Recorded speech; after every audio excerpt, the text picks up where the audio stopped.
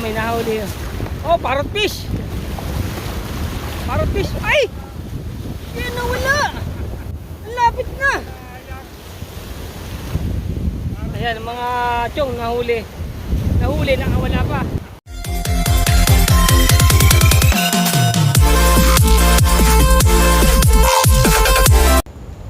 Alright, good morning mga chong. Alright, dito na tayo sa Wim Beach tayo mga chong. So, nauna na sa akin si Kuya Albert. So, good morning. Pararating lang natin 8 na, alas 8 na mga chong. So, usapan namin alas 7. So, nakadating ako alas 8 dahil nag-prepare pa ako ng mga gamit ko. And then, mga chong, tinanghal tayo ng gising, no? Alright. So, ito mga chong, ating mga gamit. May dala tayong buko, dalawa mga chong. Alright, so go na tayo. Marami tayong bitbit. Meron tayong dalang coffee, dalawa para kay Kuya Albert and then sa akin mga chong. So medyo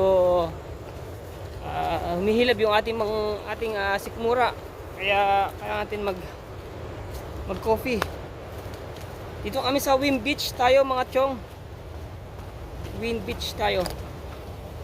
Ayan, medyo malakas nga yung yung alon. Mataas, high tide. May dala akong spear gun at yung ating gagamiting pang swimming para makapag swimming tayo dito, makapamana. Alright, hanapin natin si Kuya Albert kung nasaan mga chong. Woo! Ay! Yan si Kuya Albert, medyo na. Dito tayo sa kaliwa! Dito sa kaliwa.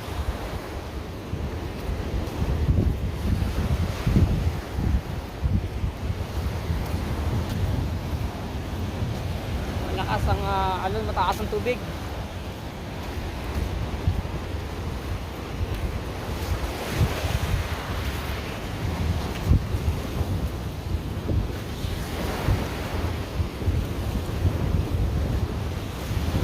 Ito tayo besto dyan, kaliwa.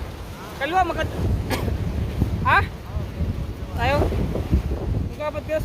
May dala akong buko, may dala akong kape, kape mo tayo. Sige. Ayos.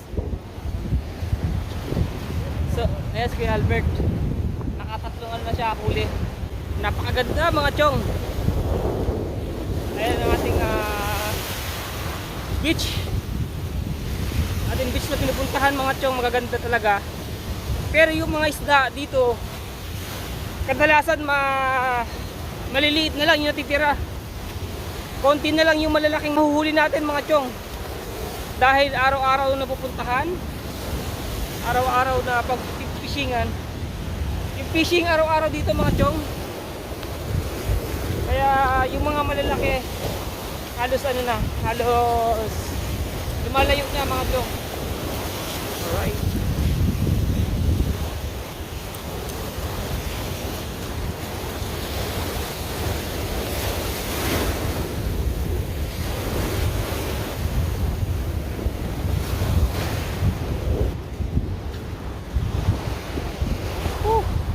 Abing pang-fishing. Ang kapad to ni Kuya Albert.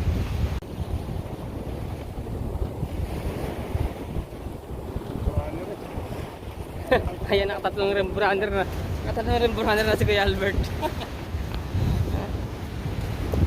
Maliliit ang isda at sana makadaan kami ng iki.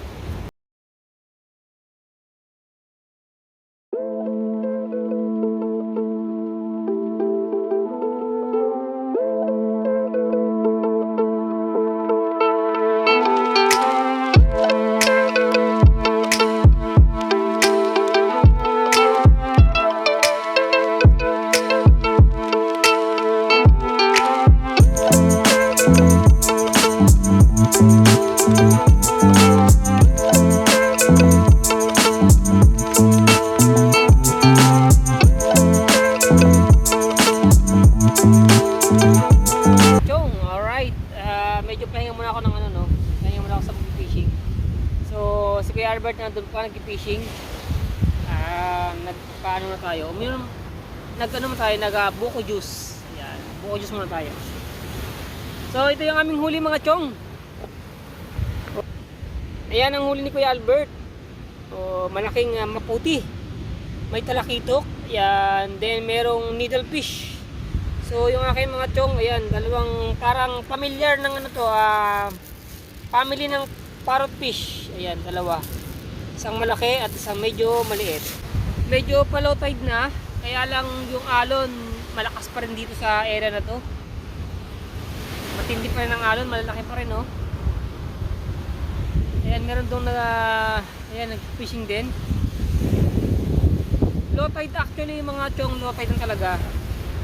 Kaya lang yung alon pa talaga malalaki dito.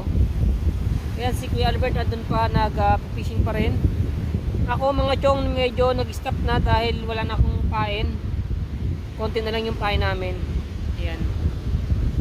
So, gagamitin na lang ni Kuya Albert yung pain. Kung nakakapag-subscribe sa aking munting channel, don't forget to click subscribe button and hit notification bell. And click na rin mga chong ang all para update tayo sa ating mga videos na in-upload. And don't forget to like and share comments. Comments mga chong para meron tayong bagong feedback sa ating mga videos. Thank you for watching and thank you din sa pag-subscribe sa